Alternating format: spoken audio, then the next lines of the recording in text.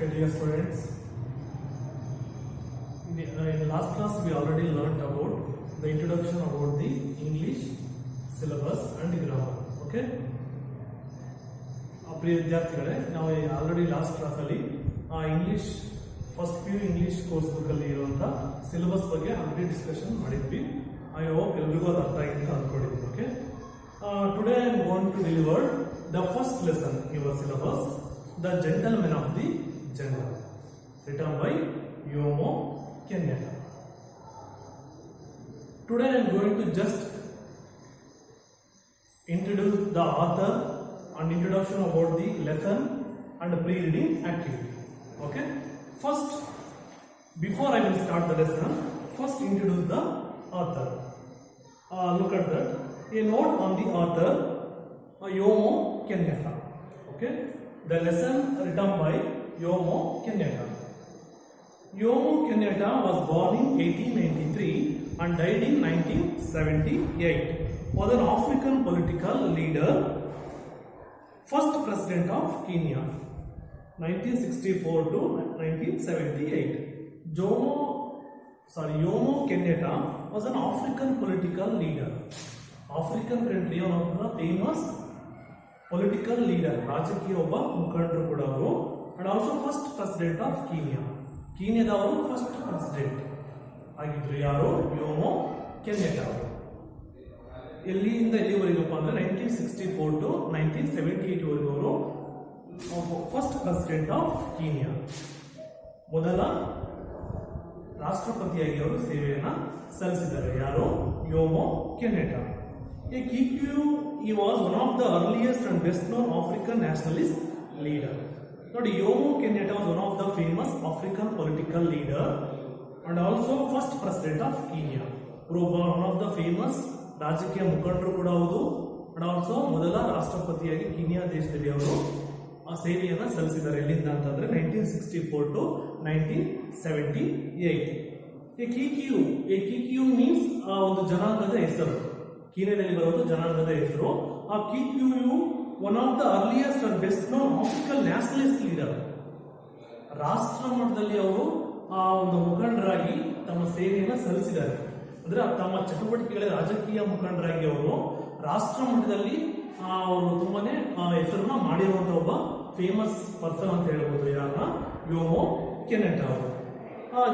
Litre as a secretary of his tribal association, ಜೊತೆಗೆ ಅವರು secretary ಆಗಿದ್ದಾರೆ. ಇಲ್ಲಿ ಟ್ರೈಬಲ್ ಅಸೋಸಿಯೇಷನ್ ಅಂದ್ರೆ ದಲಿತ ಒಂದು ಸಂಘದಲ್ಲಿ ಅವರು ಸೆಕ್ರೆಟರಿ ಆಗಿ ಕೂಡ ಸೇವೆಯನ್ನ ಸಲ್ಲಿಸಿದ್ದಾರೆ. ಯಾರು? ಯೋಮೋ Kenyatta.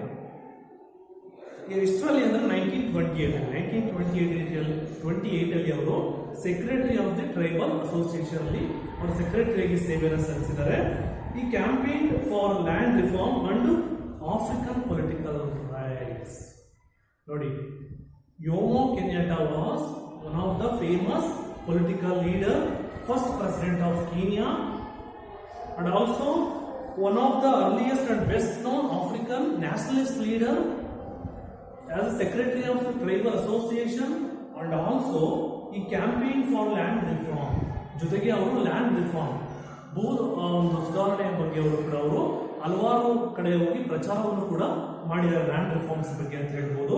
And also African political rights, ಆಫ್ರಿಕಾದ ಒಂದು ರಾಜಕೀಯ ಹಕ್ಕುಗಳ ಬಗ್ಗೆ, ಜನರಿಗೆ ಒಂದು ಈಕ್ವಲ್ ರೈಟ್ಸ್ ಸಿಗಬೇಕು, ಇಲ್ಲಿ ಯಾವುದೇ ತರ ಒಂದು ಡಿಸ್ಕ್ರಿಮಿನೇಟ್ ಆಗಬಾರ್ದು, ಭೇದ ಭಾವ ಆಗದೆ ಎಲ್ಲಾ ವ್ಯಕ್ತಿಗಳಿಗೂ ಕೂಡ ಎಲ್ಲಾ ಜನಾಂಗಗಳಿಗೂ ಕೂಡ ಈಕ್ವಲ್ ರೈಟ್ಸ್ ಸಿಗಬೇಕು ಅಂತ ಹೋರಾಟ ಮಾಡುತ್ತವ one of the famous writer ಅಂತಾನೆ ಹೇಳ್ಬೋದು. ಯಾರನ್ನ? ಯೋಮೋ ಕೆನ್ಯಾಟ್ಟಾ ಅವರು.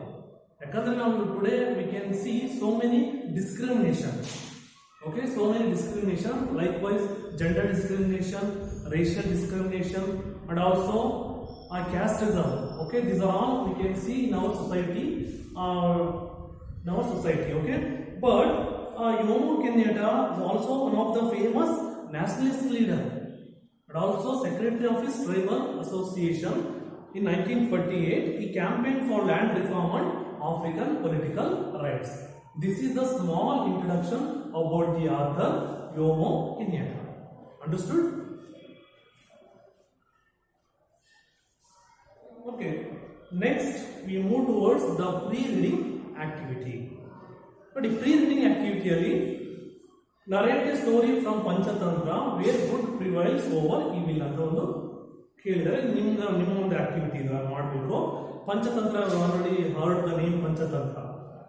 ಬೊಂಬೆಗಳು, ಬೊಂಬೆ ಮುಖಾಂತರ ಸ್ಟೋರಿನ ನರೇಟ್ ಮಾಡ್ತಾ ಹೋಗ್ಬೋದು. ಗೊಂಬೆಗಳು ತಗೊಳ್ಳೋ ಗೊಂಬೆ ಅಂತ ಹೇಳ್ತಾರಲ್ಲ, ಅಥವಾ ಪಂಚತಂತ್ರ ಸೀರೀಸ್ ಎಲ್ಲ ಮುಂಚೆ ಎಲ್ಲ ಕೂಡ ಇದೆ. ಸೀರೀಸ್ ಕೂಡ ಸೀರಿಯಲ್ ಕೂಡ ಟೆಲಿಕಾಸ್ಟ್ ಆಗ್ತಿತ್ತು. ಅಂದರೆ ಇಟ್ ಮೀನ್ಸ್ ಬೊಂಬೆಯನ್ನು ಇಟ್ಕೊಂಡು ಅವರು ತಮ್ಮ ಸ್ಟೋರಿಯನ್ನು ನರೇಟ್ ಮಾಡ್ತಾ ಹೋಗೋದು. ಜೊತೆಗೆ ಅದಕ್ಕೆ ಒಂದು ಒಳ್ಳೆಯ ನೀತಿ, ಒಂದು ಮಾರಲ್ ಮೆಸೇಜ್ ಇರುವಂಥದ್ದನ್ನ ಸ್ಟೋರಿನ ಅವರು ಅದ್ರ ಮುಖಾಂತರ ಹೇಳಕ್ಕೆ ಹೋಗ್ತಾ ಇದ್ರು. ಅದೇ ತರ good prevails over evil.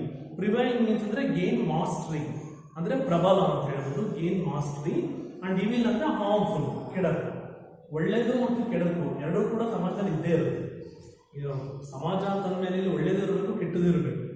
But ಆದ್ರೆ ಈ ಒಂದು ಸ್ಟೋರಿಯಲ್ಲಿ ಯೋಮೋ ಕಿರೀಟ್ ಅವರು ಏನೆಲ್ಲ ಕೊಡ್ತಿದ್ದಾರೆ, ಆಕ್ಚುಲಿ ಏನ್ ಥೀಮ್ ಇರ್ಬೋದು ಈ ಒಂದು ಲೆಸನ್ ಅಂತ ನೀವು ಯೋಚನೆ ಮಾಡ್ತಾ ಇದ್ದೀರಾ. ನೋಡೋಣ ಹೇಗಿದೆ, ಏನ ಹೇಳಕ್ ಹೊರಟಿದ್ದಾರೆ, ಆಕ್ಚುಲಿ ಸ್ಟೋರಿ ಏನು ಅಂತ ನೋಡ್ತಾ ಹೋಗೋಣ. ಓಕೆ, ಫಸ್ಟ್ ಇಲ್ಲಿ ಒಂದು background of the story ಕೊಟ್ಟಿದ್ದಾರೆ. The gentlemen of the jungle. Actually the title the gentlemen of the jungle. Gentlemens means ಒಬ್ಬ ಗುಡ್ ಹ್ಯೂಮನ್ ಬೀಯಿಂಗ್, ಒಬ್ಬ ಸಭ್ಯ, ಬೃಹತ್ ಅಂತ ಹೇಳ್ಬೋದು. The gentleman of the jungle written by Jomo Kenyatta. ಅಂದ್ರೆ ಒಬ್ಬ gentleman ಜಂಗಲಲ್ಲಿ ಯಾವ ತರ ಸರ್ವೈವ್ ಆಗ್ತಾನೆ. ಹಾಗಾದ್ರೆ ಏನ್ ಸರ್ ಇದು, ಏನ್ ಸ್ಟೋರಿ ಇರ್ಬೋದು? ಜೆಂಟಲ್ಮ್ಯಾನ್ ಜಂಗಲ್ ಒಂದು ಜಂಗಲ್ ಅಲ್ಲಿ ನಡೆಯುವಂತ ಸ್ಟೋರಿನ ಅಂತ ಕೇಳ್ಬೋದು. ಅಫ್ಕೋರ್ಸ್ ಜಂಗಲ್ ನಡೆಯೋ ಸ್ಟೋರಿನೇ, ಆದ್ರೆ ನಾವು ತುಂಬಾ ವೆರಿ ಎಕ್ಸೆಂಟ್ರಿಕ್ ಮ್ಯಾನರ್ ಅಲ್ಲಿ, ಅಂದ್ರೆ ತುಂಬಾ ಡಿಫ್ರೆಂಟ್ ಮ್ಯಾನರ್ ಅಲ್ಲಿ ನರೇಟ್ ಮಾಡ್ತಾ ಹೋಗಿದ್ದಾರೆ ಯೋಮೋ ಕೆನಿಯಟ ಅವರು. ಅದೇನು ಅಂತ ನೋಡ್ತಾ ಹೋಗೋಣ. First the background of the story, that is the gentlemen of the jungle written by Jomo Kenyatta. Listen here. In the late 19th century, the chief European powers divided Africa among themselves. They could do this because European arms were superior and because the African chiefs did not understand the meaning of the treaties they were asked to sign. As a result, Africans lost the land they had traditionally lived on and cultivated. Their attitude toward European expansion is made clear in the following fable, which reflects the attitude of Kikuyu people of Kenya toward European laws and commissions. Look at the paragraph. The first paragraph ಅಂದ್ರೆ background, ಇದು story ಒಂದು background. ಇದು actually the gentleman of the jungle. Actually what is significance of the title ಅಂತಂದ್ರೆ, ಒಬ್ಬ ಸಭ್ಯ, ಒಬ್ಬ ಒಳ್ಳೆ ವ್ಯಕ್ತಿ, ಒಬ್ಬ ಗುಡ್ ಹ್ಯೂಮನ್ ಬೀಯಿಂಗ್ ಜಂಗಲ್ ಯಾವ ತರ ಸರ್ವೈವ್ ಆಗ್ತಾನೆ ಅಂತ ನೋಡ್ತಾ ಹೋಗೋಣ. First listen here. The late 19th century, the chief European powers divided Africa among themselves. ಅಂದ್ರೆ 19ನೇ ಶತಮಾನದಲ್ಲಿ after the second world war ಆದ ನಂತರ, ಎರಡನೇ ಜಾಗತಿಕ ವಿದ್ಯಮಾನ ಆದಾಗ ಇಡೀ ವರ್ಲ್ಡ್ ಅಲ್ಲಿ ಡಿವೈಡ್ ಆಗುತ್ತೆ country. First world country and third world country ಅಂತ, ಪ್ರಬಲ ರಾಷ್ಟ್ರಗಳು ಮತ್ತೆ ದುರ್ಬಲ ರಾಷ್ಟ್ರಗಳು ಅಂತೇಳಿ. ಈಗ ಪ್ರಬಲ ಅಂತಂದ್ರೆ ತುಂಬಾ ಎಲ್ಲಾದ್ರೂ ಕೂಡ ತುಂಬಾ ಸುಪೀರಿಯರ್, ತುಂಬಾ ಸ್ಟ್ರಾಂಗ್ ಆಗಿರುವಂತ ದೇಶಗಳು. ಫಾರ್ ಎಕ್ಸಾಂಪಲ್ ಅಮೇರಿಕಾ, ಯುರೋಪ್, ಈ ತರ. ಇನ್ನು ವೀಕ್ ಕಂಟ್ರೀಸ್ ಅಂದ್ರೆ ಆಗಿನ ಟೈಮಲ್ಲಿ ಇಂಡಿಯಾ ಆಗಿರ್ಬೋದು ಅಂಡ್ ಆಲ್ಸೋ ಆಫ್ರಿಕಾ ಆಗಿರ್ಬೋದು, ಲೈಕ್ ವೈಸ್. ಅದೇ ತರ Europe one of the strong country ಅಂತ ಹೇಳ್ಬೋದು. ಅದು ತನ್ನ ಸಾಮ್ರಾಜ್ಯವನ್ನು ಎಲ್ಲಾ ಕಡೆನೂ ವಿಸ್ತಾರ ಮಾಡೋಕ್ಕೋಸ್ಕರ ಆಕ್ರಮಣ ಮಾಡ್ಕೊಳ್ತಾ ಬಂತು ಇಡೀ ಪ್ರಪಂಚದಲ್ಲಿ. ಸ್ಪೆಷಲಿ ಅದು ಆಫ್ರಿಕಾ ಮೇಲೆ ಆಕ್ರಮಣ ಮಾಡ್ತು ಆ ದೇಶ. In 19th century, the chief European powers divided Africa among themselves. Africa country ಮೇಲೆ ಅದು ಆಕ್ರಮಣ ಮಾಡ್ತು. ಯಾವ ತರ ಅವ್ರಿಗೆ ಮೋಸ ಮಾಡಿ ಅಲ್ಲಿನ ಒಂದು ಆಸ್ತಿ ಪಾಸ್ತಿ ಯಾವ ತರ ಅವರು ತಮ್ಮ ಕಡೆ ವಶ ಮಾಡ್ಕೊಂಡ್ರು ಅಂತ ಹೇಳ್ತಾ ಇದ್ದಾರೆ. They could do this because European arms var superior and because the European chiefs did not understand the meaning of treaties. ನೋಡಿ, in the late 19th century, the European powers. ಅವರ ಒಂದು ಪವರ್ ಎಲ್ಲಾ ಕಡೆ ಎಕ್ಸ್ಪ್ಯಾಂಡ್ ಆಗ್ತಾ ಇತ್ತು. Africa among themself. For what reason? They could do this because Europeans arms var superior and because the African chiefs did not understand the meanings of treaties, they were asked to sign. ನೋಡಿ, Africa ಒಂದು ದೇಶದ ಒಂದು ಮುಗ್ಧತೆನ ಅವ್ರನ್ನ ಇನ್ನೋಸೆನ್ಸ್ನವರು misuse ಮಾಡಿಕೊಂಡು ಅವರ ಒಂದು weakness ನ ಇವರು ಬಂಡವಾಳ ಆಗಿ ಮಾಡಿಕೊಂಡು ಆಕ್ರಮಣ ಮಾಡಿದ್ರು. ಯಾರು? European country. Europe one of the strong powerful country. Africa is one of the weak country in those days. So African chiefs, ಆಫ್ರಿಕನ್ಗೆ ಇದು ಅರ್ಥ ಆಗ್ಲಿಲ್ಲ. ಅವ್ರು ಏನ್ ಮಾಡ್ತಾ ಇದಾರೆ, ಅವ್ರು ಏನಕ್ಕೆ ಬಂದಿದ್ದಾರೆ, ಏನ್ ಮಾಡ್ತಾ ಇದಾರೆ ಅನ್ನೋದನ್ನೇ ಅವ್ರಿಗೆ ಅರ್ಥ ಮಾಡ್ಕೊಳಕ್ ಆಗ್ತಾ ಇಲ್ಲ. ಸೊ ಅವ್ರು ಏನ್ ಮಾಡಿದ್ರಪ್ಪ ಅಂದ್ರೆ ಮೀನಿಂಗ್ಸ್ ಆಫ್ ಟ್ರೀಟೀಸ್ ಅಂದ್ರೆ ಕರಾರು ಪತ್ರಗಳು, ಡಾಕ್ಯುಮೆಂಟ್ಸ್ ಗೆ ಗೊತ್ತಿಲ್ಲದಾಗೆ ಅವ್ರನ್ನ ಮೋಸ ಮಾಡಿ ಅವ್ರು ಏನ್ ಮಾಡ್ತಾರೆ, ದೇವರ ಆಸ್ಪಟ್ಟು ಸೈನ್ ಬರ್ಸ್ಕೊಬಿಡ್ತಾರೆ. ಎಲ್ಲಾ ಮಿತ್ರಗಳನ್ನ ತಮ್ಮ ಹೆಸರಿಗೆ ಅವರು ವಶಪಡಿಸ್ಕೊಳ್ತಾರೆ. ರಿಸಲ್ಟ್ ಏನಾಗುತ್ತೆ? As a result African lost the lands they had tradition and lived on cultivated. ಅವ್ರು ಏನ್ ಮಾಡ್ತಾರೆ ಫೈನಲಿ ಅಂತಂದ್ರೆ ಎಲ್ಲ ಒಂದು ಜಮೀನ ಅವರು ಕಳ್ಕೊಳ್ತಾರೆ. Traditionally live on cultivated. ಅವರೇ ಒಂದು ಜಮೀನಲ್ಲಿ ಅವರೇ ಕೂಲಿ ಆಗ್ಬಿಡ್ತಾರ, ಗುಲಾಮ ತರ ಕೆಲಸ ಮಾಡುವಂತ ಅನಿವಾರ್ಯತೆ ಬಂದ್ಬಿಡುತ್ತೆ. Their attitude towards European expansion. ಇದನ್ನೇನು ಅಬ್ಸರ್ವ್ ಮಾಡಬಹುದಪ್ಪ ಅಂದ್ರೆ ಯುರೋಪಿಯನ್ ತನ್ನ ಎಕ್ಸ್ಪ್ಯಾನ್ಷನ್, ತನ್ನ ಸಾಮ್ರಾಜ್ಯ ವಿಸ್ತಾರ ಮಾಡ್ಕೊಳ್ಳೋಕ್ಕೋಸ್ಕರ ಈ ತರ ಮಾಡ್ತಾ ಬಂತು. ಅದರಲ್ಲಿ ಮೇಜರ್ ಆಗಿ ಅವರು ಆಫ್ರಿಕಾ ಕಂಟ್ರಿ ಮೇಲೆ ಆಕ್ರಮಣ ಮಾಡ್ತಾರೆ. Is made clear in the following fable. ಇದೇ ಒಂದು ಸ್ಟೋರಿನ ಅವರು ಅನಿಮಲ್ ಫೇಬಲ್ ಮುಖಾಂತರ ಹೇಳಕ್ಕೆ ಹೊರಟಿದ್ದಾರೆ. ಯಾರು? ಯೋಮೋ ಕೆನ್ಯನ್.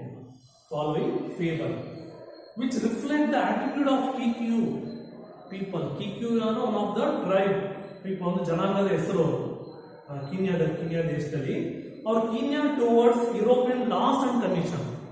ಅವರ ಒಂದು ಯುರೋಪಿಯನ್ ಕಾನೂನು ಹೇಗೆ, ಅವರ ಒಂದು ಕಮಿಷನ್ ಆಯೋಗ ಹೇಗೆ, ಅಲ್ಲಿ ಯಾವ ತರ ಅವರು ಮೋಸ ಮಾಡಿ ಯಾವ ತರ ಒಂದು ಆಸ್ತಿನ ವಶಪಡಿಸ್ಕೊಳ್ತಾರೆ ಅಂತ ಇಲ್ಲಿ ನೋಡ್ತಾ ಹೋಗ್ಬೋದು. ಬಟ್ ಫೈನಲಿ ಆಫ್ರಿಕಾದವರೇನು ವೀಕ್ ಅಂತ ಹೇಳ್ತಾ ಇದೀವಿ, ಆಗ ತಮ್ಮ ಗಂಟ್ರೇನಲ್ಲ, ಕೊನೆಗೂ ತಮ್ಮ ಒಂದು ಎಲ್ಲ ಒಂದು ಜಮೀನ ಮತ್ತೆ ವಶಪಡಿಸ್ಕೊಳ್ತಾರೆ.